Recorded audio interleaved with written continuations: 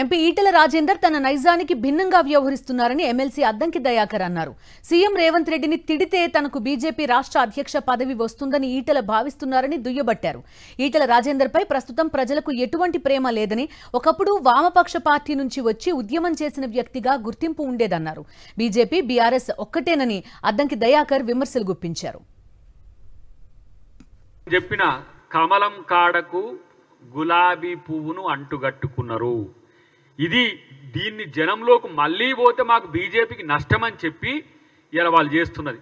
నేను అంటున్నా, ఈటెల రాజేందర్ కూడా నీకు అధ్యక్ష పదవి ఇస్తా అంటే దాంట్లో ఎవరు ఒప్పుకుంటారా? వాళ్ళు ఎవరు ఒప్పుకుంటారు? అనవసరంగా నీ నైజానికి భిన్నంగా, నీ నేచురాలిటీకి భిన్నంగా రేవంత్ రెడ్డి గారి మీద ఇష్టం వచ్చినట్టు మాట్లాడుతున్నావు. చాలామంది నీ మీద జాలి సానుభూతి ఏంటంటే, ఒక ఓబీసీవి ఆ రోజు వామపక్ష భావజాలం నుంచి ఉద్యమాల్లోకి వచ్చి ఇక్కడ తెలంగాణ కొరకు కొట్లాడినవనే జాలి తప్పితే, నిన్ను చూస్తే ఇప్పటికీ జాలి ఎందుకుంటుంది? నిన్ను అధ్యక్ష పదవి చేస్తారేమని చెప్పి ఇష్టం వచ్చినట్టుగా ముఖ్యమంత్రి గారి మీద మాట్లాడుతున్నారు. మాట్లాడిన దాంట్లో కూడా నీ నైజానికి భిన్నంగా బూతులు మాట్లాడుతున్న స్థితి.